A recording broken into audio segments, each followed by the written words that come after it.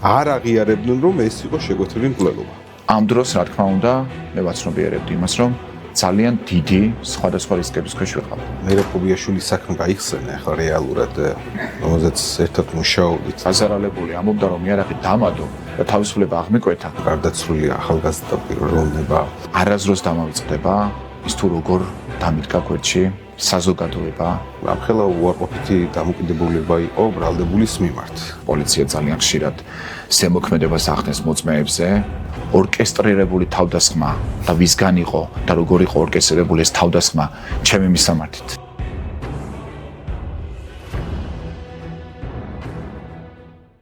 გამარჯობა, მე ადვოკატი ჯაბა კოჭლამაზაშვილი ვარ და ეს არის ჩემი საავტორო პოდკასტი ადვოკატის კითხვები. დღეს ჩემი სტუმარი არის ადამიანი, რომელსაც დიდი წარდგენა არ სჭირდება. ეს არის ადვოკატი ტარიელ კაკაბაძე. ტარიელ კაკაბაძესთან იმდენ თემაზე მაქვს სასაუბრო, რომ გადავწყვიტე ეს გადაცემა ორ ნაწილად გავყო. პირველ ეპიზოდში ჩვენ ვისაუბრებთ ძირითადად გახმაურებულ საქმეებზე და ამ საქმეების სპეციფიკაზე, ხოლო მეორე ნაწილში კი ვისაუბრებთ ადვოკატის პროფესიულ უნარ-ჩვევებზე, რომელიც ეხმარება ადვოკატს წარმატების მიღწევაში. ტარიელ, დიდი მადლობა, რომ მესტუმრე და მოდი პირდაპირ საქმეზე გადავიდეთ რა. შენ ხარ ერთ-ერთი ყველაზე წარმატებული ადვოკატი საქართველოში, ყველაზე თუ არა. აი მაინტერესებს რა შეგვიძლია რომ უთხრა ჩვენს მაყურებლებს, სტუდენტებს, მომავალ ადვოკატებს და საერთოდ იურისტებს როგორ უნდა გახდეს კარგი ადვოკატი, წარმატებული ადვოკატად, როგორ უნდა იქცეს? არსებობს რამე მარტივი გზა ამისთვის? მოგესალმები ჯაბა, მიხარია რომ შენი პოდკასტი ასეთი წარმატებული არის და ძალიან ბევრი ადამიანი უყურებს, საუბრობს და განიხილავს იმ საკითხებს, რასაც ეხება ამ პოდკასტის დროს. რაც შეეხება ადვოკატის პროფესიას, პირველ რიგში მინდა გითხრა, რომ ეს არის ძლიერი ადამიანების პროფესია. ეს არის ძლიერი და ჰუმანური ადამიანების პროფესია. თუ შენ ხარ ადამიანი, რომელიც შეიძლება დაექვემდებაროს რაიმე სახის ზემოქმედებას, რაიმე სახის ბულინგს, რაიმე სახის ზეგავლენას, შენ ვერ დაიცავ ადამიანს ეფექტურად. მე მგონი ძალიან ხშირად ვაწყდებით ადვოკატების შემთხვევას, როდესაც დააკავებენ ადამიანს, მაგალითად მკვლელობაში ბრალდებულ ადამიანს დააკავებენ, ჩვენ ვერთვებით საქმეში და ძალიან ბევრი ადამიანი აკომენტარებს, რომ როგორ იცავს მკვლელს, ეს ადვოკატიც აუცილებლად უნდა დააკავოთ, რადგანაც მკვლელს იცავს, ჩაქოლეთ და მსგავს სახის კომენტარები არაერთხელ წაგიკითხავს. და როდესაც შენ გეჯერა, რომ კონკრეტული პირის დაცვით სწორ საქმის ემსახურები, შენ უკვე ნებისმიერი რისკის ფასად შეგიძლია კანონის ფარგლებში დაიცვა ესა თუ ის ადამიანი. და ამის შემდეგ ჩვენ ვხედავთ ძალიან ხშირად, რომ ადამიანები, რომელიც ჩვენ გვაკრიტიკებენ იმის გამო თუ რატომ ვიცავთ ამა თუ იმ ადამიანს, საქმე როდესაც სრულდება, გამამართლებელი განაჩენი, იგივე ადამიანები გვილოცავენ, რომ ჩვენ გავამართლეთ, რომ ჩვენ ეფექტურად დავიცავით უდანაშაულო ადამიანი. ანუ რა არის თავარი ადვოკატის პროფესიაში? რომ ადვოკატი უნდა იყოს ძლიერი, უნდა იყოს თავდაჯერებული და უნდა გჯეროდეს ნამდვილად, რომ ამა თუ იმ ადამიანის დაცვით სწორ საქმეს ემსახურებს. სწორედ ამიტომ ვამბობ ხოლმე, რომ ადვოკატს აქვს ყველაზე ძვირფასი რამ, რაც სხვა იურიდიულ პროფესიებს არ გააჩნია. ეს არის არჩევანის თავისუფლება. აი ეს არის ის ბედნიერება, ასე რომ ვთქვათ, რაც ადვოკატის პროფესიებს სხვა პროფესიებისგან გამოარჩევს. ჩვენ ხედავთ ხშირად ადამიანებს, შევდივარ წინასწარ დაკავების იზოლატორში, ვხედავთ ადამიანს, რომლის წინააღმდეგაც ერთი შეხედვით საქმე არის კარგად შეკერილი. თვითმხილველი მოწმეები მას ხელს ადებენ და კარგად ვიცით, რომ პოლიცია ძალიან ხშირად ზემოქმედებას ახდენს მოწმეებზე. იყო შემთხვევა, როდესაც 7 საათი ყავდათ მოწმე დაკავებული, სანამ უდანაშაულო კაც ხელი არ დაადო და მხოლოდ ამის შემდეგ გაუშვეს. და ხედავთ, რომ ყველა მოწმე ხელს ადებს. ფარული ჩანაწერები საქმეში არსებობს, რომელიც ადასტურებს მის დამნაშავეობას და კარგად ვიცით ჩვენ პრაქტიკაში, რომ 500 საათიან ფარულ ჩანაწერში მხოლოდ იმ 2 წუთს დებენ ხშირ შემთხვევაში საქმეში, რომელიც კონკრეტული პირის დამნაშავეობას ადასტურებს და გამამართლებელ მტკიცებულებას უბრალოდ საქმეში არ დებენ. და კარგად ვიცით, რომ ხანდახან კამერებსაც კი აქრობენ, როდესაც მათ ინტერესში არ შედის, რომ ესა თუ ის კამერის ჩანაწერი საქმეში მოთავსდეს როგორც მტკიცებულება. ანუ ჩვენ ხედავთ ხშირ შემთხვევაში კარგად შეკერილ საქმეს და საქმეს, სადაც სახელმწიფო ინსტიტუტებმა გააკეთეს ყველაფერი ერთი ჩვეულებრივი ადამიანის გასამტყუნებლად და დასაკავებლად. და ამ ადამიანს კი არ ყავს არც მფარველი და არც ვინმე მეგობარი, ნათესავი ან მთავრობაში, ან პროკურატურაში და ასე შემდეგ. ჩვენ ვართ ადვოკატები, ის ადამიანები, ვისშიც უდანაშაულო კაცი ხედავს იმედს. ჩვენ ვართ ადვოკატების ადამიანები, ვინც მათ ვაძლევთ იმედს და ისინი ჩვენში ხედავენ ძალას, რომელიც ამ უსამართლობას დაუპირისპირდება, ამ დიდ ძალას, რასაც ქვია სახელმწიფო ინსტიტუტების მიერ ხშირ შემთხვევაში ბოროტად გამოყენებული ძალაუფლება დაუპირისპირდება და ერთ ჩვეულებრივ ადამიანს გადაარჩენს. ძალიან ხშირად ამბობენ, რომ მომისმენია, რომ სახელმწიფო ინსტიტუტები უნდა იყოს ძლიერი და როგორ შეიძლება ერთმა ადამიანმა გაიმარჯვოს მასზე.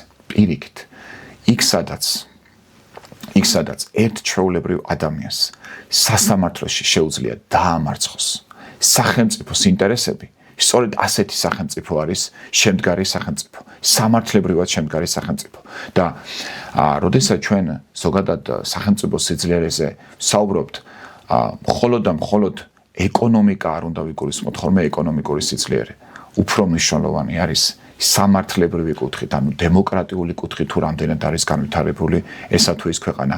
ყველაზე ცუდი ეკონომიური შიმშილი კი არ არის, სამართლებრივი შიმშილი არის ყველაზე ცუდი და ადვოკატები არიან ის ადამიანები, რომლებიც აკეთებენ ყველაფერს, რომ სახელმწიფოში ადამიანის უფლებები იყოს დაცული და არ იყოს გამეფებული, ასე რომ ვთქვათ, სამართლებრივი შიმშილი. და როგორც ჩვენი ამერიკელი კოლეგები იტყოდნენ, ადვოკატები არიან მართლმსაჯულების ჯარისკაცები, ის ადამიანები, ვინც უზრუნველყოფენ იმას, რომ ადამიანთა უფლებები იყოს ქვეყანაში დაცული. ძლიერი ადვოკატურა უდრის ხარისხიან მართლმსაჯულებას და ხარისხიანი მართლმსაჯულება კი უდრის განვითარებულ დემოკრატიულ სახელმწიფოს. და ამიტომ მე მინდა რომ ყველა ჩვენს კოლეგას, რომლებიც იბრძვიან 24 საათი ადამიანის უფლებებისათვის, მე მინდა მადლობა გადაუხადო, რომ ეს ადამიანები ძალიან მეამაყება მათი ბრძოლა, რასაც მე ყოველდღიურად ვხედავ სასამართლო დარბაზში. კი ბატონო, კარგია. ყველაფერში გეთანხმები, ძალიან კარგად ჩამოაყალიბე. მაგრამ აი ამ უნარჩვევების გარეშე, თავდაჯერებულობის გარეშე, სუსტი ადამიანები, რომლებიც გარკვეულწილად ბოულინგს დაექვემდებარებიან, ან ვერ გაუძლებენ. შეიძლება რომ რაღაც უნარები იპოვოს საკუთარ თავში, რაღაცა მსახიობური ნიჭი გამოავლინოს, ვითომ თავდაჯერებულობა გამოავლინოს, არ ჯეროდეს საკუთარი დასაცავი პირის და მიაღწიოს წარმატებას. პირველ რიგში მინდა თქვა, რომ აი განსაკუთრებით, როდესაც ნაფისსაჯულთა სასამართლოს ეხება საქმე, მნიშვნელოვანი ადვოკატს ჯეროდეს, რომ კონკრეტული პირის დაცვით სწორ საქმეს ემსახურები. ნაფიც მსაჯულს ვერ მოატყუებ. ერთი თვის განმავლობაში ყოველდღე ვერ ითამაშებ. ის აუცილებლად დაინახავს, რომ შენ ხარ ყალბი, რომ შენ არ ჯერა იმის, რასაც ამბობ. აი წარმოიდგინეთ, ხშირ შემთხვევაში მე მესმის, რომ ადამიანი, ადვოკატი ამ შემთხვევაში პირველ შტაბეჭდილებას ახდენს შესავალი სიტყვის დროს. ბრალდებულზეც მომისმენია, რომ ბრალდებულიც ახდენს პირველ შტაბეჭდილებას შესავალი სიტყვის დროს, ამ შემთხვევაში ადვოკატზე ვსაუბრობ. მე მინდა ვთქვა, რომ ეს არ არის სწორი.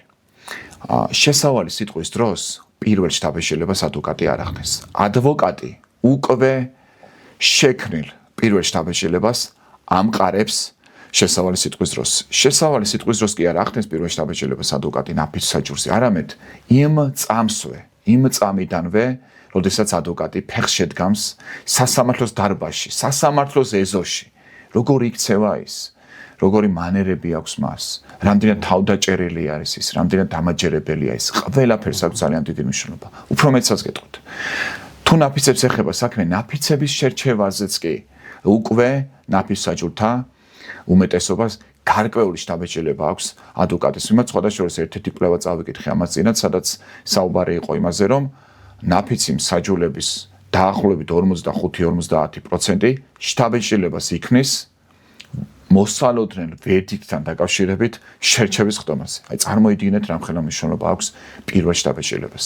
და ნამდვილად ესე არის პრაქტიკაში. აი წარმოიდგინეთ არა მარტო შერჩევის ხდომას, არამედ მანამდე როგორი რეპუტაცია მოიპოვე შენი პროფესიული საქმიანობით. რამდენად გააქვს პროფესიული ღირსება, რამდენად ეფექტური ადვოკატი ხარ. მანამდე თუნდაც ჟურნალისტთან საუბრის დროს ინტერვიუში რა გითქვამს, ამასაც კი დიდი მნიშვნელობა აქვს. აი წარმოიდგინეთ მოცემულობა, როდესაც ნაფიცი მსაჯული არის ადამიანი, რომელსაც ადვოკატი არ მიაჩნია კონკრეტული ადვოკატი ღირსეულ ადამიანად და ნეგატიურად არის მის მიმართ განწყობილი.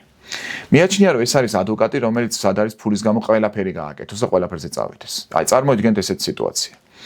და უცებ მოვიდა სასამართლო პროცესი ამ ადვოკატის საუბრის დრო და ადვოკატი ძალიან დამაჯერებლად საუბრობს. ადვოკატი ძალიან კარგად საუბრობს.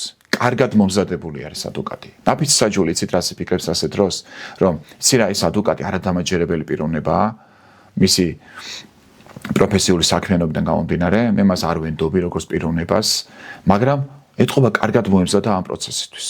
ანუ ნიჭიერი ადამიანია, კარგად მოემზადა, კარგად დაასაბუთა, მაგრამ მე ამ ადამიანს არ მჯერა. ანუ დაუკვირდით, ჩვეულებრივი ადამიანი წინასწარ შექმნილ შთაბეჭდილებას ხშირ შემთხვევაში არ ცვლის. აი როგორც შერჩევის დროს, აი წარმოიდგინეთ, ხომ გინახავს ადამიანი შერჩევის ხდომაზე, მე მგონი ერთად ვიყავით იმ ხდომაზე, როდესაც აუცილებელ მოგერიებაზე ვსაუბრობდით და მოვიდა ადამიანი და თქვა რომ იცით რა, არ მაინტერესებს იყო თუ არა ბრალდებული აუცილებელ მოგერიებაში. მან ხომ მოკლა, ის უნდა წავიდეს ციხეში უადო თავისუფლების აკვეთით. აი წარმოიდგინე, თუ ადამიანს მთელი ცხოვრება ამის ჯერა, ორ კვირაში 100 შეაცვლევინებ, ასე რომ ნაკლებად სავარაუდოა რომ შენ იმ საქმის შედეგი დადო, თუ მსგავს ნაფიც საჯულებს შეარჩევ. ასევე გინახავს სიტუაცია და გვინახავს აი მაგალითად ერთ საქმეში იყო 70 წლის კანდიდატი ყავდა და მან თქვა ესეთი რაღაც რომ მე არ მჯერა რომ შეიძლება ვინმე მუდანაშაულო ადამიანი დააკავოს შეცდომით. მე მოვესწარი კომუნისტების დროს, შავარდნაძის დროს, სააკაშვილის დროს და არასდროს არავის დაუკავები ვარო. რატომო? იმიტომ რომ მე დანაშაული არ ჩამიდენია ტყუილად არავის აკავებენო. აი წარმოიდგინეთ ასეთი ადამიანები რომ შევარჩიოთ, დავდებთ შედეგს, რა თქმა უნდა შედეგს ვერ დავდებთ. ამიტომ თავარი რა არის რომ სწორად შევარჩიოთ ნაფიცი მსაჯულები და შევარჩიოთ ისეთი მსაჯულები, რომლებიც მტკიცებულებების მიხედვით მიიღებენ გადაწყვეტილებას და არა წინასწარ შექმნილი რაღაც შთაბეჭდილებებით და თავარი ადვოკატისთვის, რომ ვიყოთ იმდენად დამაჯერებლები, იმდენად გულწრფელები, რომ ჩვენი პოზიციის გაზიარება უკვე გამარტივდეს. ანუ ჩვენ არ ვცდილობთ რომ რაიმეში დავარწმუნოთ. ნაფიც რომ საჯულმა არ უნდა იფიქროს რომ ჩვენ მას რაიმეში ვარწმუნებთ. მან უნდა იფიქროს რომ და უნდა ჩათვალოს რომ ჩვენ ვართ მისი მეგობრები, რომლებსაც გვაქვს ზუსტად იგივე მიზანი, რაც მათ, რომ დავანახოთ სიმართლე. და სიმართლე არის ამ შემთხვევაში ბრალდებული უდანაშაულობა, ის რისი ჩვენ გვჯერა. ანუ მნიშვნელოვანი არის რომ ან მორალურად, ან სამართლებრივად, ან ორივე მხრივ ვამართლებდეთ ჩვენს დაცქვეშყოფს და ამის შემდეგ უნდა მივანდოთ, სწორედ ასეთი საქმე უნდა მივანდოთ ნაფიც საჯულებს. წინააღმდეგ შემთხვევაში უბრალოდ ძალიან გაგვიჭირდება, ნაფიცი მსაჯული არ გვაპატიებს ტყუილს, არ გვაპატიებს სიყალბეს და თუ დაინახა რომ ჩვენ არ გვჯერა იმის, რასაც ვამბობთ, უბრალოდ წარმატებას ვერ მივაღწევთ. გასაგებია. ტარიელ, შენ მერაბ კობიაშვილის საქმე გაიხსენე ახლა რეალურად, რომელზეც ერთად მუშაობდით და მახსოვს, როდესაც გავრცელდა ეს ინფორმაცია, რომ გარდაცვლილი ახალგაზრდა პიროვნება რამხელა ნეგატივი იყო, ხო, გადაჭრილი იყო კიდე ერთი ადამიანი, რამხელა უარყოფითი დამოკიდებულება იყო ბრალდებულის მიმართ. მაგრამ რეალურად, როდესაც ჩავერთეთ საქმეში, ნახეთ ვიდეო კამერის ჩანაწერები, ნახეთ როგორ უსწორდებოდნენ ფიზიკურად. შემდეგ როგორ საბოლოო დაპირისპირების წინ როგორ აძლევდა კიდევ ერთ შანსს ამ ადამიანებს, თავდამსხმელებს, როგორ არ ესროლა პირდაპირ, ანუ ლეტალურად არ გაუწირია ეს ადამიანები, გამაფრთხილებელი გასროლა განახორციელა და ასე შემდეგ. ანუ უამრავი შანსი მისცა დაზარალებულებს, რომ არ მომხდარიყო ის საბოლოო დაპირისპირება. აი თქვი მე კი ვიცი ზეპირად, მაგრამ აი უთხარი საზოგადოებას აი ამ დამოკიდებულებიდან, ამ უარყოფითი დამოკიდებულებიდან მერაბ კობიაშვილის მიმართ გამართლებამდე როგორ რა გზა გაიარე თან ერთხმად გაამართლეს 12-ვე მსაჯულმა ერთხმად გაამართლა მერაბ კობიაშვილი და ჩათვალეს რომ იგი იყო აუცილებელი მოგერიების მდგომარეობაში, რასაც ჩვენ პირველივე დღიდან ამტკიცებდით. სხვათა შორის ჯაბა ძალიან სწორად აღნიშნე. მიდიოდა ერთგვარი კამპანია თუ როგორ დააკავეს სასტიკი დამნაშავე და ასეთ დროს მირეკავენ და თხოვენ შეხვედრას. უკვე ხვდები რომ ამ საქმესთან დაკავშირებით მირეკავენ და რა თქმა უნდა შეხვედრაზე ადამიანს უარს ვერ ვეტყოდი. და როდესაც მითხრეს თუ რა მოხდა, ეს მონაყოლი რადიკალურად განსხვავდებოდა იმისგან, რაც გააპიარეს ტელევიზიებით.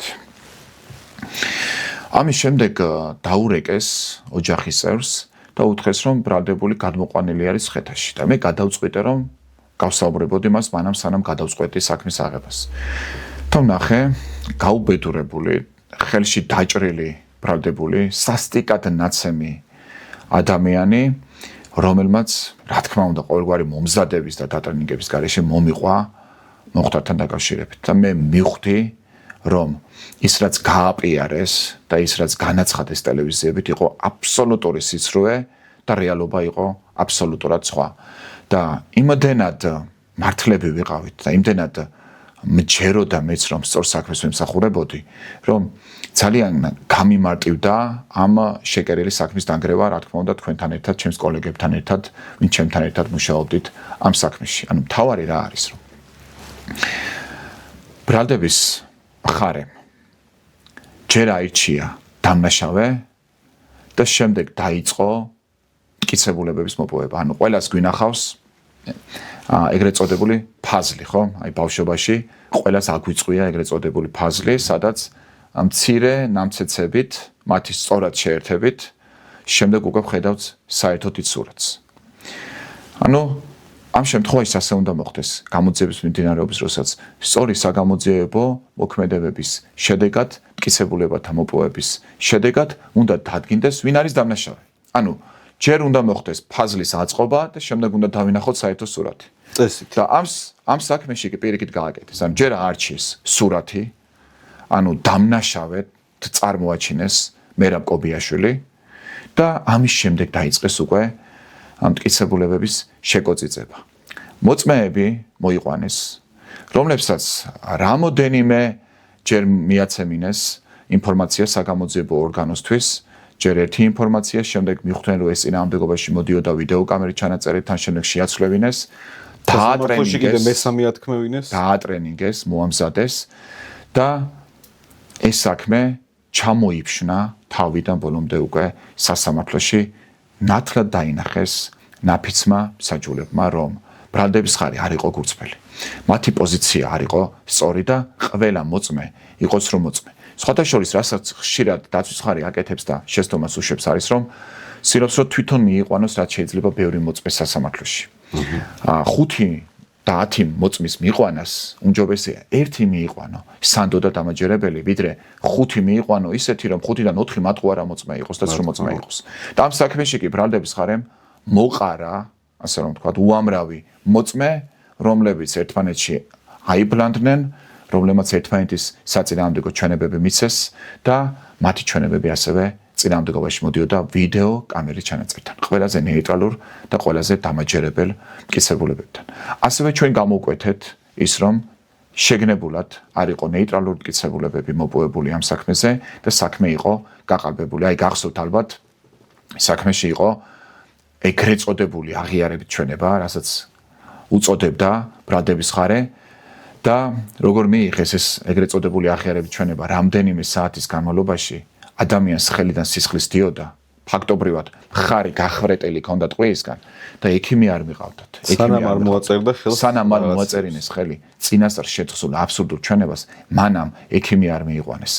და ჩვენ გავაკეთეთ კიდეც შედარება მოვახდინეთ კიდე სხვა საქმესთან, როდესაც აღიარებით ჩვენება გადაღებული ქონდა საგამოძიებო ორგანოს, ამ საქმეში კი რატომღაც გადაღება არ იყო, ვიდეო გადაღება არ იყო და გვიმტკიცებდა გამომძიებელი, რომ მან აღიარა ჩადენილი დანაშაული, თუ აღიარა და თუ შენ ეს იცი, რატომ არ გადაიღე, რატომ არ მოათავსე საქმეში ნეიტრალური მტკიცებულება? იმიტომ რომ კი არ აღიარა, შეთხსურ ჩვენებას მოაწერინეს ხელი. ასევე ჩვენ გქონდა სწორი გამოძიება ჩატარებული ამ საქმეში, მათ შორის ვიდეო ჩანაწერებთან დაკავშირებით გქონდა შესაბამისი ექსპერტიზა წარმოჩენილი, მაგრამ რაც ყველაზე მთავარი არის, მთელი ის განცხადებები, რასაც ჩვენ ვაკეთებდით გამოძიების ეტაპზე, შეესაბამებოდა რეალობას. ეს არ იყო მოგონილი. ეს არ იყო მოგონილი. ბრალდების ხარიმ კი არაერთი ინტერვიუ მისცა, მათ შორის დაზარალებულის ადვოკატმაც არაერთი ინტერვიუ მისცა ტელევიზიებს და ვინაიდან საქმე იყო არასწორად გამოძიებული, ბრალდების ხარის მოუწია მისივე ნათქვამის შეცვლა რამდენჯერმე. ნახეთ, ინტერვიუში ერთს ამბობდნენ, ერთ ინტერვიუში, მეორე ინტერვიუში მეორეს, შესთავარ სიტყვაში მესამეს და დასკვნით სიტყვაში უკვე როდესაც არ დადასტურდა ის, რაც თქვენ შესავალი სიტყვის დროს, შეცვალეს და სულ სხვა ვერსია შესთავაზეს ნაფიც საჯულებს. გახსოვთ ალბათ, რომ ჩვენ აუდიო ჩანაწერიც კი მოვასმენინეთ ნაფიც საჯულებს შესავალი სიტყვიდან და ვაჩვენეთ ნაფიცებს, რომ ნახეთ პროკურორი შესავალი სიტყვაში სხვა რამეს გპირდებათ, სხვა ამბავს ყვება, ხოლო დასკვნის სიტყვაში კი სხვა ამბავს ყვება. სხვადასხვა მინდა აღვნიშნო, რომ აღკვეთის ღონისძიება, როდესაც განვიხილეთ პირველი წარდგენის ხომაზე, იქაც სხვა ვერსია გააჟღერა პროკურორმა, ხოლო დასკვნის სიტყვაში კი სხვა ვერსია ჩვენ ესეც გამოვიყენეთ და ნაფიცებს ვაჩვენეთ, რომ აი ნახეთ, აღკვეთის ღონისძიების განხილვის დროს სხვა რამეს ამბობს პროკურორი და დასკვნითში სხვა რამეს ამბობს. ანუ აქედან გამომდინარე რა ჩანს? ჩანს ის, რომ ჯერ არ იყო საქმე გამოძიებული, ჯერ თავარი მტკიცებულებებიც კი არ ქონდა შესავლელი ბრალდების ხარეს, ისე წარუდგინეს ბრალდება უდანაშაულო ადამიანს. ამიტომ რა თქმა უნდა, ნაფიცმა მსაჯულებმა სწორად შეაფასეს ხარეთა პოზიციები. დაინახეს, რომ ჩვენ ვიყავით გულწრფელები, დაინახეს, რომ ჩვენ არაფერს უმალავდით მათ, დაინახეს, რომ ჩვენ არ უცრუობდით და დაინახეს თავარი, ის რომ ჩვენ მართლა გვჯეროდა, რასაც ვამბობდით და ჩვენ არ ვთამაშობდით და ჩვენ უბრალოდ ფულის გამო არ ვიყავით ამ საქმეში ჩართული, ჩვენ ვიყავით ერთი მიზნის გარშემო გაერთიანებულები, რომ უდანაშაულო ადამიანი გადაგვერჩინა, მისი ოჯახი გადაგვერჩინა, მისი ღირსება გადაგვერჩინა, ჯარისკაცი, რომელიც წლების განმავლობაში სამშობლოს ემსახურებოდა გმირულად, ვაჟკაცურად და რომელიც ერთ-ერთი უდიდესი პატრიოტია, ვინც მეოდესმე მინახავს, აი ამ ადამიანის სიმართლისთვის ვიბრძოდით და რა თქმა უნდა, ობიექტური საჯული ამ ყველაფერს ყოველთვის ხედავს და მე პირდაპირ ვამბობ, რომ ამ ქვეყანაში ნაფიც საჯულთა სასამართლო აუცილებლად უნდა განვითარდეს იმისათვის, რათა ჩვენი მარსაჯულება გაჯანსაღდეს და ეს საქმე არის ერთ-ერთი ნათელი წერტილი ქართული მარსაჯულების და ეს საქმე არის ის საქმე, რომელიც ნამდვილად ოქროს ასოებით ჩაიწერება. არა იმიტომ, რომ მე ვარ კვალიფიციური ადვოკატი ან შენ ან სხვა ადვოკატები, არა მარტო იმიტომ, არამედ იმიტომ, რომ ნაფიცმა მსაჯულებმა თავად დაინახეს სიმართლე, ერთი უდანაშაულო ადამიანის სიმართლე და აჩვენეს ნაფიცმა მსაჯულებმა ის, რომ ეს ინსტიტუტი ამ ქვეყანაში ნამდვილად მუშაობს და ნამდვილად უნდა განვითარდეს. სხვათა შორის ამ საქმის შემდეგ მე ვაკვირდები, რომ უფრო ბევრი საქმე მეანდეს ადვოკატებმა ნაფიც საჯულებს და ეს რა თქმა უნდა აბსოლუტურად გამართლებული არის. აქ მნიშვნელოვანი არის ასევე მოსამართლის როლი, რომ მოსამართლემ მოგცეს შესაძლებლობა, რომ სწორად შეარჩიოს ნაფიცი მსაჯულები. აი ადამიანი, რომელიც მოდის და ამბობს, რომ მე მჭირდება, რომ თავად ადვოკატმა დამიმტკიცოს, რომ ბრალდებული უდანაშაულოა და არა ბრალდების ხარემ. მე მჭირდება, რომ ადვოკატმა უტყუარა დამიმტკიცოს, რომ უდანაშაულოა. ასეთი ნაფიცი მსაჯულის შერჩევა ძალიან დიდი რისკებთან არის დაკავშირებული. ნაფიცი მსაჯული უნდა ფიქრობდეს ასე, რომ მე მჭირდება დამიმტკიცოს დანაშაული ბრალდების ხარემ და თუ ვერ დამიმტკიცებს, მე გავამართლებ. ანუ მტკიცების ტვირთი დაცვაზე არ უნდა გადაქონდეს ნაფიც საჯულს, ისევე როგორც მოსამართლის არ უნდა გადაქონდეს. თუმცა პრაქტიკაში მსგავსი შემთხვევებიც სამწუხაროდ ჩვენ ვიცით არაერთი და ამიტომ ეს ინსტიტუტი ნამდვილად უნდა განვითარდეს. მე შემიძლია ასევე ვისაუბრო იმაზე, რომ ადვოკატთა ასოციაციას ჰქონდა მცდელობები წლების განმავლობაში და აქვს, რომ სხვადასხვა მუხლებზეც გავრცელდეს ნაფის საჯულთა ინსტიტუტი და იმედი მაქვს, რომ პარლამენტი იმსჯელებს ამ საკითხთან დაკავშირებით, გასაგებია, რომ სახელმწიფო ინსტიტუტებს შეიძლება ეს არ უნდოდეთ, გასაგებია და ყველანი ხვდებით, რომ არ სურთ მათ ეს, თუმცა ჩვენ ადვოკატებმა უნდა ვიბრძოლოთ.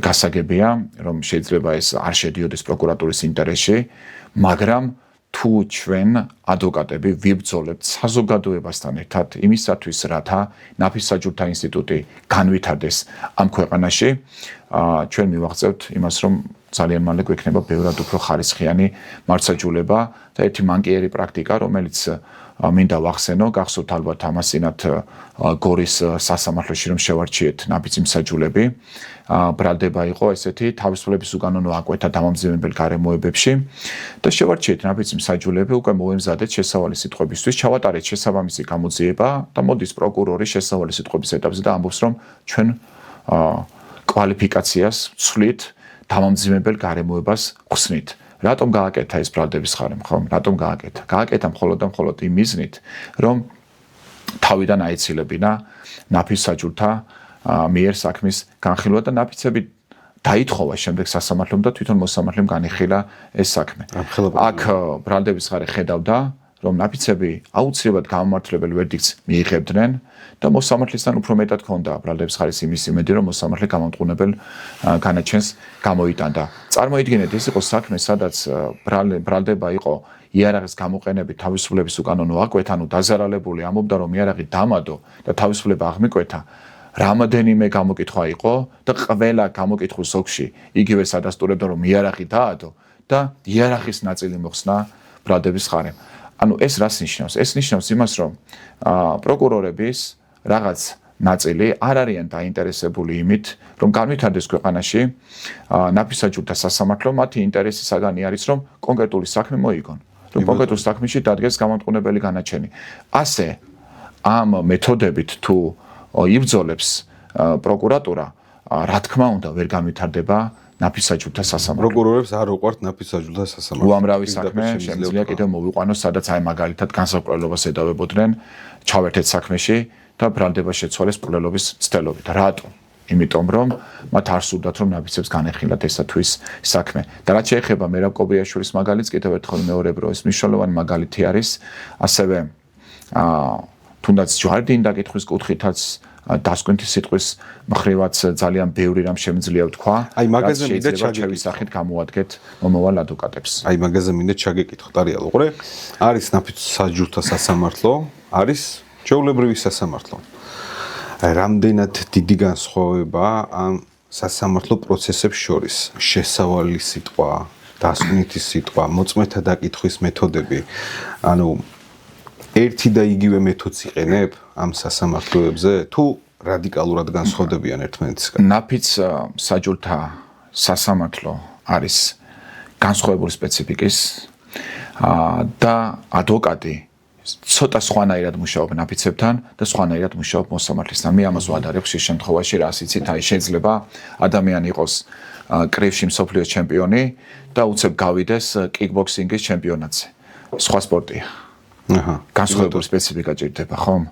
სპორტსმენს და შეიძლება კი კრივში მსოფლიოს ჩემპიონი იყო, მაგრამ საშუალო დონის კიკბოქსერმა მოგიგოს, იმიტომ რომ ის სხვა სპორტია. დაახლოებით ისეთივე სიტუაცია არის. კაი შედარება. ამ შემთხვევაშიც აი წარმოიდგინეთ, შეიძლება ადვოკატი მოსამართლისგან ძალიან ეფექტური იყოს, მაგრამ საკმაოდ არაეფექტური იყოს ნაფიც საჯულებთან. ნაფიც საჯულთა სასამართლოს სპეციფიკის საილუსტრაციოდ მე მინდა მოვიყვანო ერთი მაგალითი. ერთი კონკრეტული საქმიდან, რა თქმა უნდა, ახლა კონკრეტული საქმის სახელზე გვარს არ ვიტყვი კონკრეტული ბრალდებულის, ასევე ქუჩას და ასე შემდეგ შევცვლით, თუმცა ერთ მაგალითს მოვიყვან.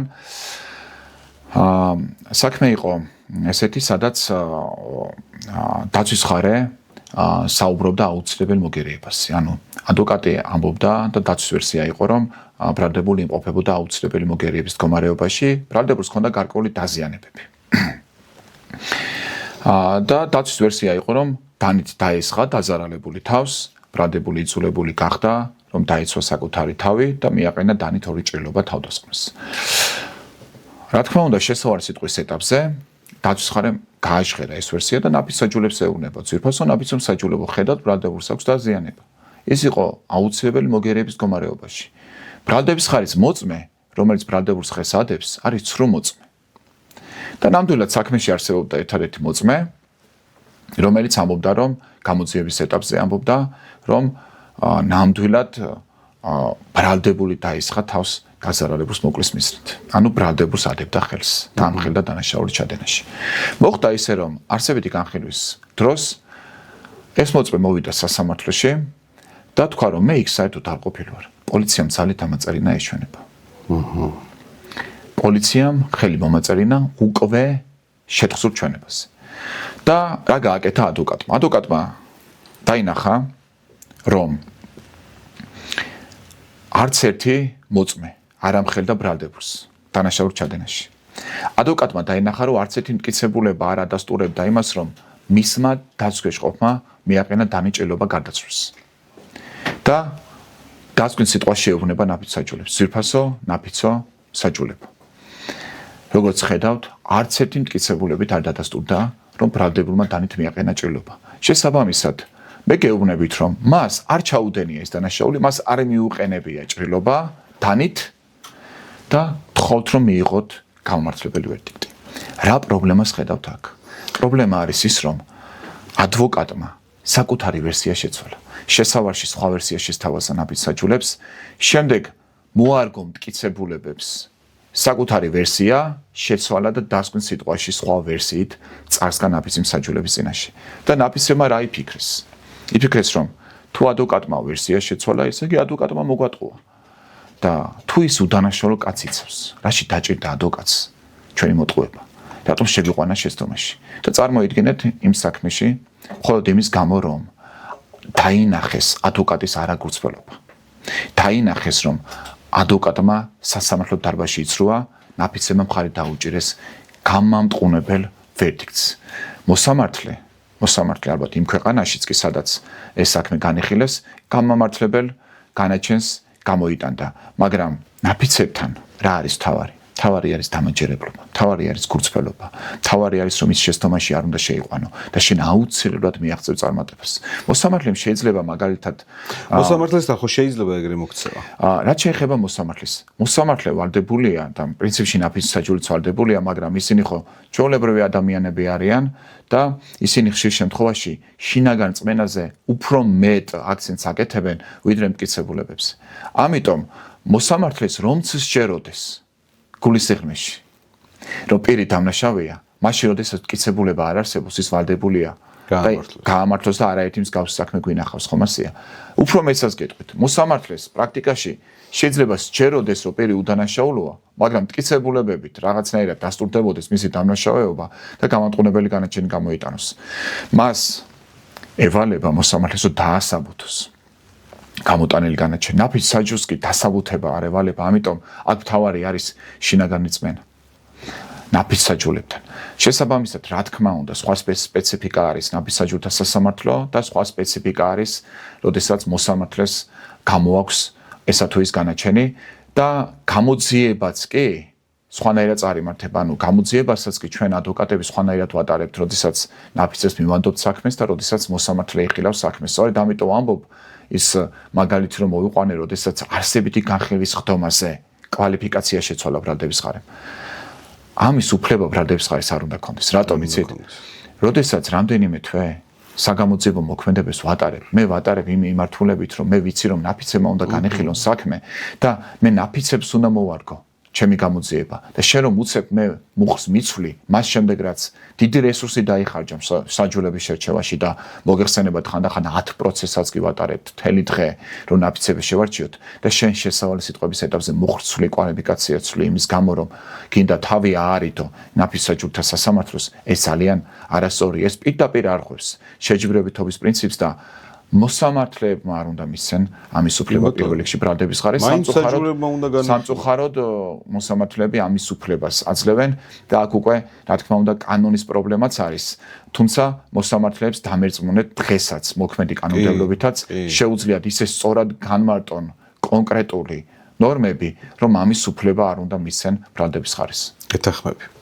დარიელ, მე მახსოვს რომ მერაბ კობიაშვილის საქმეზე სანამ არსებითი განხილვები დაიწყებოდა, ჩვენ ამ რეალურ საქმეზე ჩავატარეთ არაერთი იმიტირებული სასამართლო პროცესი. ანუ სრულიად უცნობ ადამიანებს პოსტს წერდით, ვიწვევდით ნაფიც მსაჯულებად და ხან ჩვენი სტაჟიორები, ზოგი პროკურორი იყო, ზოგი ადვოკატი და ამ რეალურ საქმეს განვიხილავდით. ეს სერიოზული საქმეა, ანუ ხანდახან ამის დრო არ გაქვს ყოველთვის, მაგრამ ჩემი აზრით ჩვენ ეს რო გავაკეთეთ, ძალიან დაგვეხმარა რაღაცებში. მაგალითად, კიდე რა მახსოვს და ამაზე მინდა შენი კომენტარი რა, დაახლოებით 5-6 იმიტირებული სასამართლო პროცესი ჩავატარეთ და ერთადერთხელ მოწვეულმა მსაჯულებმა გაამტყუნეს მერაბ კობიაშვილი ერთადერთხელ. არ ტრაბახობდა, მე ვიყავი იქ პროკურორი, მაგრამ აი რა მოხდა შენი აზრით იქ, რა შეცდომები დაუშვა ადვოკატმა და რამდენად მნიშვნელოვანია რომ ასეთ საქმეებზე მოემზადოს ადვოკატი და იმიტირებული სასამართლო პროცესები ჩაატაროს. სხვათა შორის მე მინდა ვთქვა რომ ეს იყო ძალიან სწორი გადაწყვეტილება ჩაგვეტარებინა იმიტირებული პროცესები რეალურ საქმეზე და რითაც გამოირჩეოდა ეს იმიტირებული პროცესები არის ის რომ ყველა პროცესი გავდა ნამდვილ პროცესს. ანუ ეს არ იყო ის რასაც ჩვენ ხშირად ვხედავთ ზერმეტად ემოციური გამოსვლები, მტკიცებულებებს მიღმა, რაღაც პოზიციების დასაბუთება, მოსამართლე რომელიც ერთი ადამიანი რომელიც გადაწყვეტილებას იღებს, ეს იყო თითქმის რეალური ნაფიც საჯულთა სასამართლო.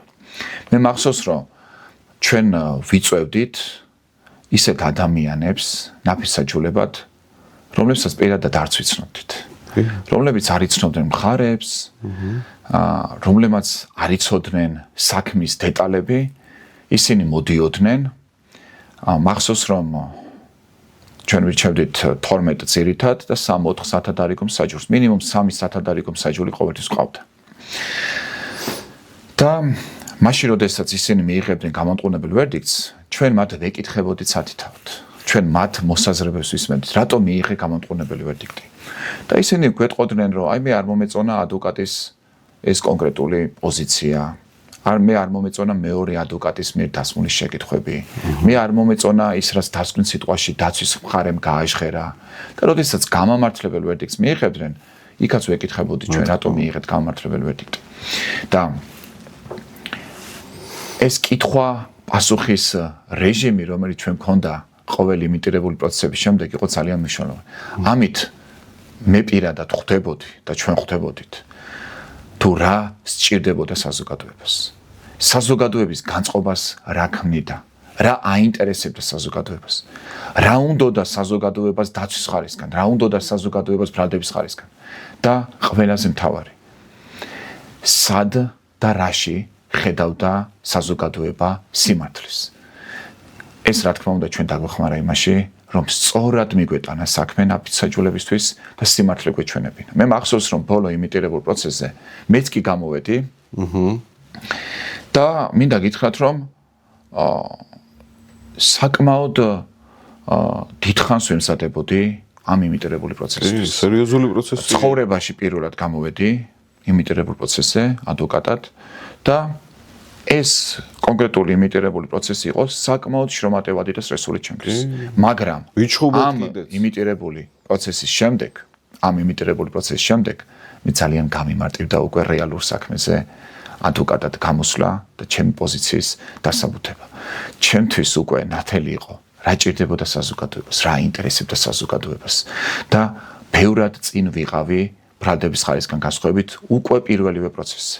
თქვენ გახსოვთ როგორი აგრესია გამოიწვია ჩვენმა შესავალმა სიტყვამ ბრალდების ხარის მხრიდან, როგორი აგრესია წამოვიდა და მე იქ უკვე მივხვდი რომ ჩვენ ამ საქმეს აუცილებლად მოვიგებდით, როგორ გამოვიდა წყობრიდან პროკურორი, რა თქმა უნდა, მე ძალიან ცუდად აისახა უკვე საბოლოო შედეგზე და ნაფიცმა მსაჯულებმა ის ყველაფერი ძალიან კარგად დაინახეს.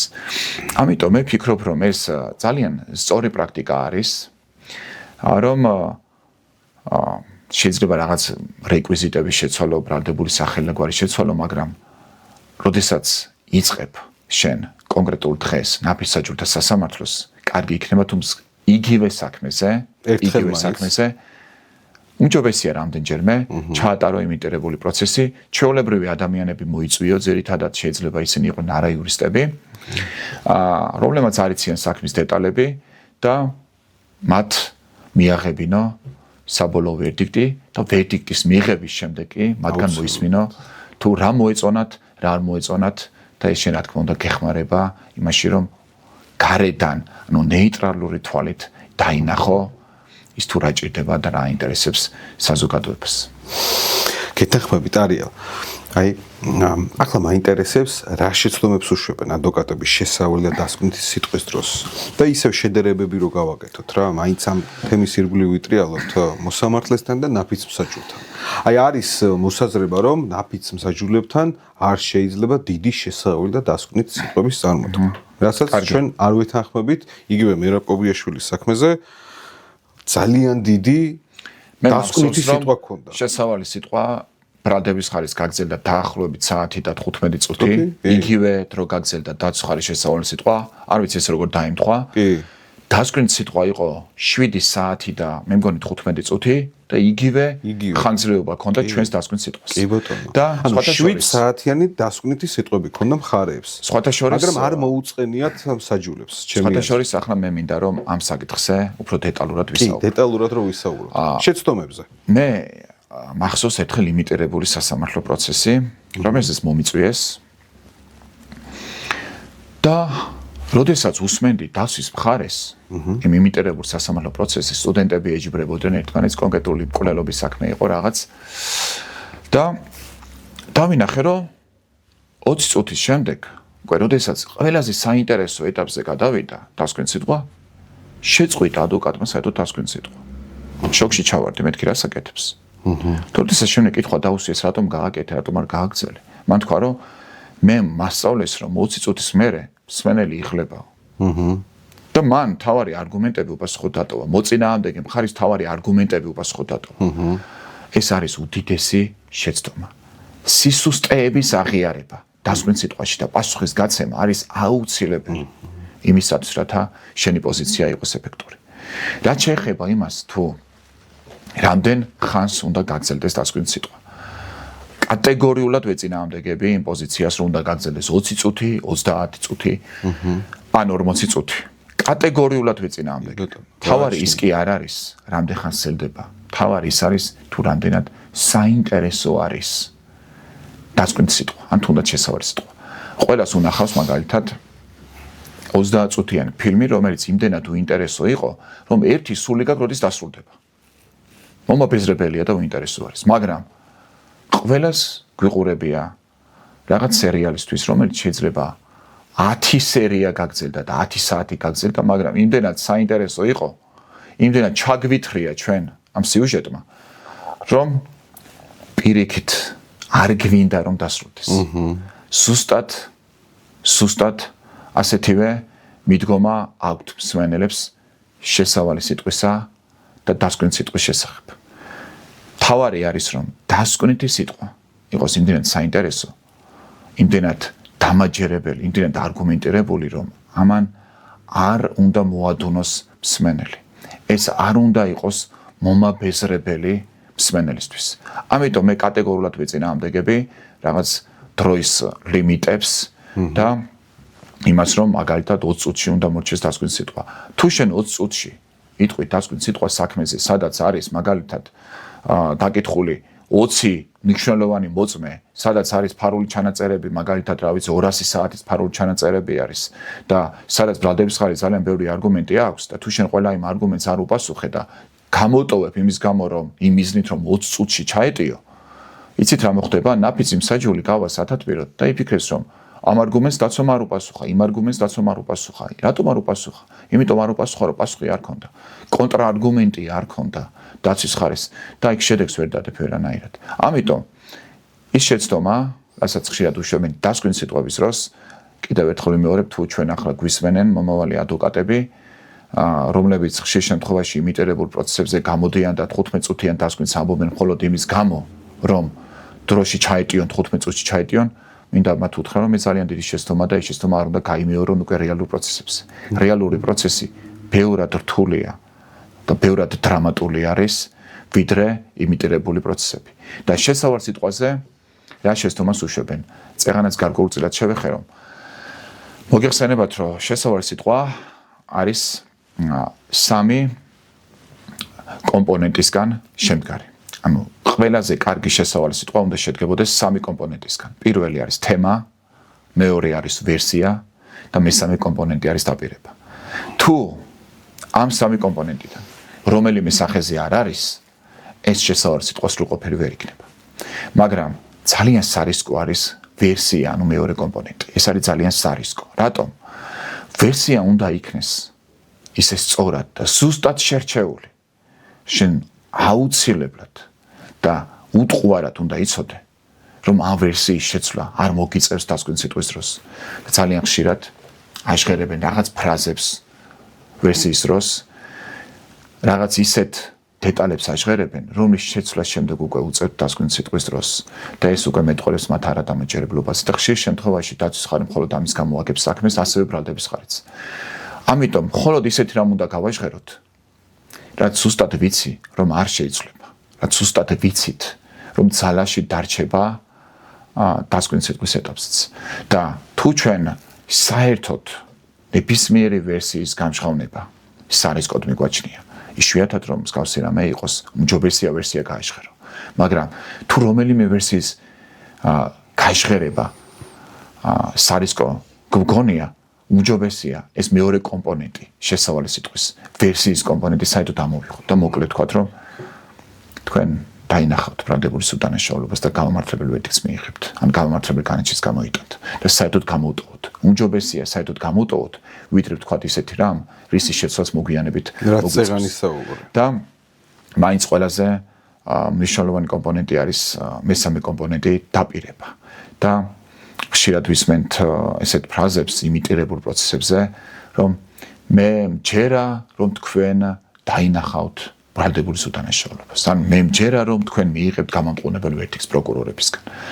სიტყვა მე მჯერა, მე მწამს, მე ვფიქრობ, მე მიმაჩნია. ეს ფრაზები უნდა ამოვიღოთ საერთოდ. როგორც შესავალ სიტყვიდან, ასევე დასკვნის სიტყვიდან. წარმოიდგინეთ პროკურორი, რომელიც დასკვნის სიტყვაში ამბობს ან ადვოკატი, რომ მე მჯერა თქვენ დაინახეთ ჩვენი პოზიციის სისწორე. ან მე ვფიქრობ, მტკიცებულებებით აშკარად დადასტურდა ბრალდებული სუდანაშაულობა. არავის საინტერესებს, რას ფიქრობ შენ? არავის საინტერესებს შენი პირადი მოსაზრებები. დასკვნის სიტყვაში პირადი მოსაზრებები კი არ უნდა გააჟღერო. უნდა გააჟღერო ის, რაც დადასტურებულია. მე ვფიქრობ, დადასტურდა ბრალდებული სუდანაშაულობა. ძალიან სუსტია. მაგრამ როცა ამბობ ბრალდებული სუდანაშაულობა დადასტურდა მტკიცებულებებით, ეს ბევრად ძლიერია. ანუ მე ვფიქრობ, უკვე ძალიან ასუსტებს შენს პოზიციას. ამიტომ მნიშვნელოვანი არის, რომ ეს ფრაზები საერთოდ ამოვიღოთ. და მინდა კიდევ დასკვნის სიტყვის დროს რამდენიმე რჩევა გავაჟღერო. რა თქმა უნდა. შენებართვით, ერთ-ერთი რჩევა იქნებოდა, მაგალითად რა. ერთ-ერთი რჩევა იქნებოდა, რომ ძლიერი არგუმენტების შემდეგ, როდესაც სიტყვით გამოსვლის დროს ძალიან მყარ არგუმენტს გააჟღერებ. აფიცების წინაშე გავაკეთოთ გარკვეული პაუზები და უკვე მეორე არგუმენტზე არ გადავიდეთ პაუზის გარეშე. თუ პაუზას არ გავაკეთებ და ერთი ძლიერი არგუმენტის შემდეგ მეორე ძლიერ არგუმენტზე გადავალთ, შემდეგ მესამეზე, ისე რომ შუაში პაუზები არ იქნება, ჩვენ დავკარგავთ ეფექტს. აუცილებელია მსმენელს მივცეთ იმის შესაძლებლობა გადახარშოს ჩვენი ნათქვამი. კარგად შეიმეცნოს ჩვენი ნათქვამი და ამას მსმენელი ახერხებს პაუზების დროს. მე მინდა რომ გაგახსენოთ თუნდაც პოლიტიკოსების, ცნობილი პოლიტიკოსების და საზოგადო მოღვაწეების გამოსვლები შედარება რომ მოვიყვანო. აი მაგალითად უინსტონ ჩერჩილი ითვლება რომ იყო ძალიან ჭერმეტყველი ადამიანი და მისი სიტყვით გამოსვლა იყო ნამდვილი ხელოვნება. და რა აქცევდა მის სიტყვით გამოსვლას ხელოვნებად და რატომ იყო ყოველი მისი სიტყვით გამოსვლა დამაჯერებელი? რატომ?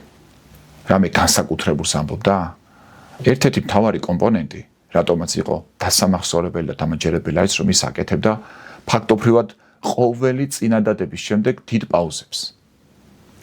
და ამ პაუზების დროს მსმენელი ფიქრობდა, აღიქვამდა და იჯერებდა მის ნათქვამს.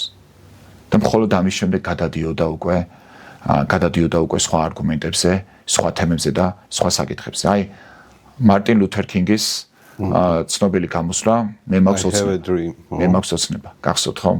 აქაც რამხელა პაუზებს აკეთებდა სიტყვით გამოსვლის დროს. ეს ხშირად სასამართლო დარბაზში ავიწყდებათ. და აი წარმოიდგინე ნაფიც მსაჯული მოისმენს ძლიერ არგუმენტს. ყოველგვარი პაუზის გარეშე შემდეგ მეორე ძლიერ არგუმენტს მესამეს და წინა არგუმენტები მას ავიწყდება. ამიტომ ეს არ უნდა დავუშვათ. კიდევ რაც მინდა ურჩიო დასკვნითი სიტყვების დროს არის რომ გამოვიყენოთ თვალსაჩინოება. მაგალითად შემთხვევის ადგილს ფოტოები არსებობს საქმეში მაგალითად ხომ? მაქსიმალურად ხშირად უნდა გამოვიყენოთ. მეტი კომუნიკაცია ნაფის საჯულებთან. მაქსიმალურად ხშირად უნდა მიუახლოვდეთ, ვაჩვენოთ სათითაოდ, დავეხმაროთ მათ სიმართლის დანახვაში. მე ხშირად მომყავს შედარება და არაერთ ლექციაზე მithქვამს ამის შესახებ ადვოკატის პროფესიისა და მაგალითად კონსულტანტის პროფესიისა. აი წარმოიდგინეთ, შევდივართ ერთ მაღაზიაში, გვინდა პიჯაკის ყიდვა, ერთი ვნახეთ, მეორე, მესამე და ყველაზე გეუბნება გამყიდველი, გიხდებათ იყიდეთ. ხუთი ვნახეთ და ხუთივეზე გეუბნება გიხდება იყიდეთ. შემდეგ შევედით მეორე მაღაზიაში და კონსულტანტი გეუბნება, არ გიხდება. მეორე ვნახეთ, არ გიხდება. მესამე პიჯაკი ვნახეთ, არ გიხდება. მეხუთე ვნახეთ და გეუბნება გიხდება. რომელ კატეგორიას ენდობი კონსულტანტის? მეორეს ხო? რატომ? იმიტომ რომ ფიქრობ, რომ ის გულწრფელია. ის არ არის დაინტერესებული იმით, რომ რაღაც ნივთი გაასახოს და გაყიდოს, ოღონდ ფული აიღოს. ის დაინტერესებულია იმით, რომ მოყიდოს ის, რაც შენ გიხდება. ანუ შენ ხედავ შედარებით იაფიანზე გეტყვის, რომ ეს უფრო გიხდება. ანუ შენ ხედავ იმას, რომ მასაც იგივე მიზანი აქვს, რაც შენ. დაახლოებით იგივე არის ადვოკატისა და ნაფის საჯურის ურთიერთობა. ნაფისმა საჯურმა არ უნდა დაინახოს, რომ შენ ცდილობ რომ რაღაც ვერსია გაასახო და მიყიდო მას. მან არ უნდა დაინახოს, რომ შენ ცდილობ რაღაცაში დაარწმუნო ის. არამედ მან უნდა დაინახოს, რომ შენ ხარ მისი მეგობარი, შენ ხარ ერთი მხარე, ის მხარე, რა მხარეც არის ნაფიც მსაჯული და შენ გაქვს იგივე მიზანი, რომ აჩვენო ჭეშმარიტება, აჩვენო სიახლე. თუ ნაფიც მსაჯულმა დაინახა, რომ შენ ცდილობ რომ რაღაც ვერსია გაასაღო მასზე, შენ ამ საქმეს ვერ მოიგებ, შენ ვერანაირად ვერ იქნები დამაჯერებელი. ანუ ადვოკატის პროფესია არის კამათის ხელოვნება კამათის გარეშე. დარწმუნების ხელოვნება დარწმუნების გარეშე. შენ არწმუნებ და ამოდროულად არ არწმუნებ. მე მახსენდება ხოლმე ბრუსლის სიტყვები მახსენდება კუნგ-ფუსთან დაკავშირებით, რომ ეს არის საბრძოლო ხელოვნება ბრძოლის გარეშეო და ჩვენც ხშირად ვაკეთებთ ხოლმე შედარებას ადვოკატის პროფესიასთან, რომ ბრძოლის ხელოვნება ბრძოლის გარეშე და კამათის ხელოვნება კამათის გარეშე. რა თქმა უნდა, ადვოკატი უნდა იყოს მებრძოლი ბუნებით, ადვოკატი უკან არაფერზე არ უნდა იხევდეს, თუმცა ის რაც ზოგს ჰქონია კამათი, ეს კამათი არ არის საჩვენ სასამართლო პროცესებზე მჭირდება. ჩვენ მჭირდება რომ რეალობა და ჭეშმარიტება დავანახოთ ნაფის საჯულებს და ვაჩვენოთ გულწრფელობა, სანდოობა და დამაჯერებლობა და არა ის რომ ოღონდ ყველაფრის ფასად რაღაც ვერსია გავასაღოთ მასზე და რაღაცაში დავარწმუნოთ. ჩვენ არავის არაფერში ვარწმუნებთ, მაგრამ ამავდროულად ვარწმუნებთ. ძალიან საინტერესოა ტარიელ ამ ყველაფრის მოსმენა, გულწრფელად გეუბნები. მინდა შევეხო ასევე სხვა საკითხსაც. შენ ბრალდებულების გარდა იცევ დაზარალებულებსაც და დაზარალებულთა უფლებამონაცვლეებს.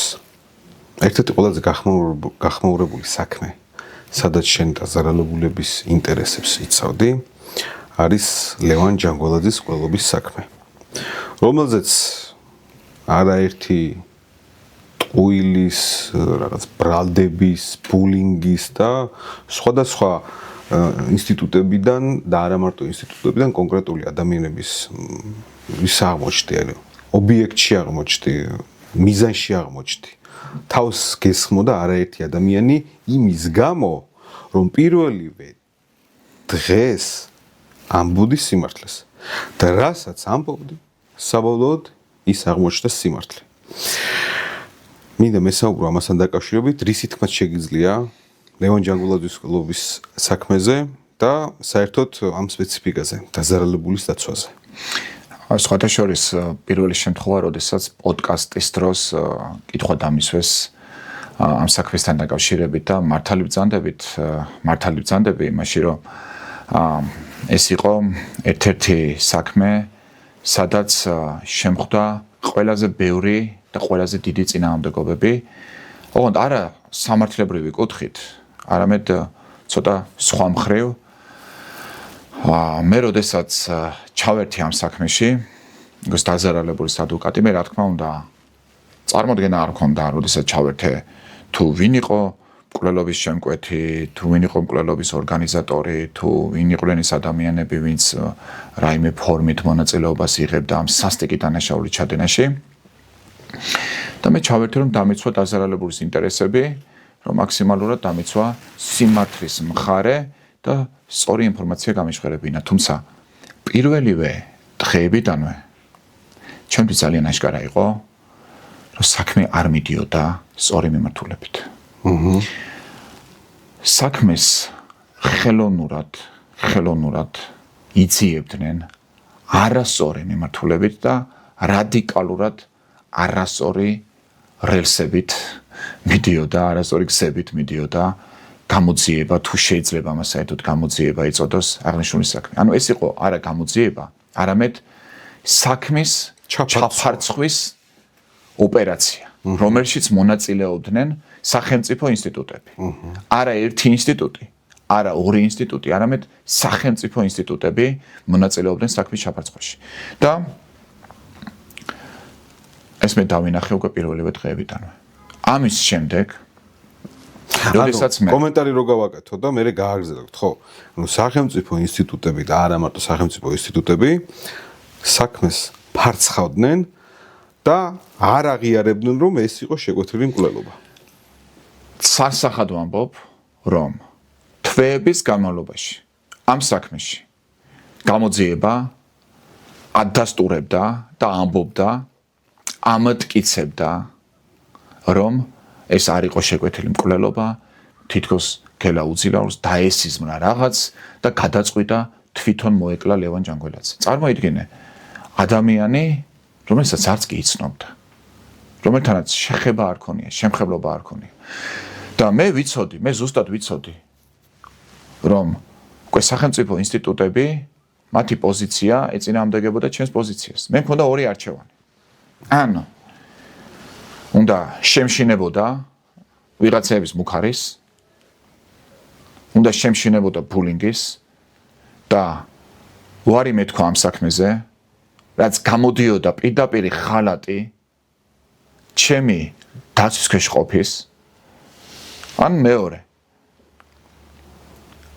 მივყოლოდი საქმეს ღირსეულად, სწორად, ერთგულად და ამ დროს, რა თქმა უნდა, მე ვაცნობიერებდი იმას, რომ ძალიან დიდი სხვადასხვა რისკების ქვეშ ვიყავი. თქვენ შენ გახსოვთ ძალიან კარგად, როგორი მუქარები მოდიოდა ჩემი მისამართით, მათ შორის მკვლელობის თაობაზე როგორი მუქარები მოდიოდა და ამ მუქარებს ჰქონდა სისტემატური ხასიათი და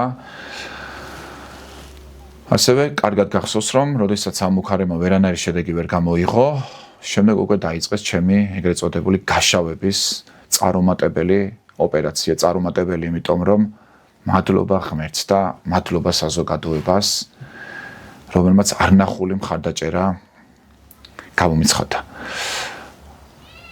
მე არასდროს დამავიწყდება ის თუ როგორ დამიდგა გვერდში საზოგადოება ჩემი ყოფილი ბრალდებულები, მათი ოჯახის წევრები, ნათესავები, ნაცნობები, უცნობები და განსაკუთრებულად ხაზი მინდა გავუსვა ჩემს კოლეგებს, ადვოკატებს, რომელთა ხარდაჭერა და თანადგომა იყო ნამდვილად უპრეცედენტო და მე ბედნიერი ვარ, რომ ამ ქვეყანაში ნამდვილად ცხოვრობენ ღირსეული ადამიანები, მადლიერი ადამიანები ცხოვრობენ, ღირსეული ადვოკატები არიან, რომლებიც კოლეგიალობის პრინციპს იცავენ და ყოველთვის უკვე, როდესაც კრიტიკული მომენტები დგება ხოლმე, სწორ მხარეს განან. და სწორი მუშაობის შედეგად, ამ საქმეზე სწორი მუშაობის შედეგად დადასტურდა ყველაფერი ის, რაზეც მე პირველივე დღეებში საუბრობდი და რის გამოც წამოვიდა მთელი რიგი ზეწოლა, ბულინგი, მუქარები ჩემი მისამართით. აბსოლუტურად ყველაფერი დადასტურდა თავიდან ბოლომდე. თავად ბრალდების ხარემ შეცვალა კვალიფიკაცია 3-4 თვის შემდეგ და აღიარეს, რომ ეს იყო შეკვეთილი მკვლელობა. თავად ბრალდების ხარემ შეცვალა კვალიფიკაცია და აღიარეს, რომ ეს იყო ნამდვილად ორგანიზებული მკვლელობა. თავად აღიარეს, რომ გელა უძლაური მარტო არ მოქმედებდა. და გახსოვს ალბათ, როდესაც დაიწყო ჩემი გაშავების თელობა, მე რამდენიმე პოსტიც კი დავწერე Facebook-ზე, რომ უნდა დადასტურდეს, უნდა დადგინდეს ეს კონკრეტული ჟურნალისტი, ახლა ეს ადამიანი პატიმრობაშია და მე არ მიყვარს პატიმრობაში მყოფ ადამიანზე ნეგატიურად საუბარი და იმ ადამიანს ხო თავისი პრობლემა აქვს, იმ ადამიანს ხო თავისი გაჭირვება ეყოფა. არ არის საუბარი კიდევ დავამატო თუ რა სისაცაგლეები ჩაიდინა ამ ადამიანმა ჩემი მისამართით და სახელს და გვარსაც აღარ გავაშხერებ, მაგრამ მე რაც დავწერე პოსტში ეს ყველაფერი ხო დადასტურდა. ხო დაინახა საზოგადოებამ ამ ადამიანს რა ინტერესებიც ქონია. რატომაც დაიწყო ეს სიბინძურე ამ ადამიანმა და როგორი იყო ორკესტრირებული თავდასხმა და ვისგან იყო და როგორი იყო ორკესტრირებული ეს თავდასხმა ჩემი მისამართით.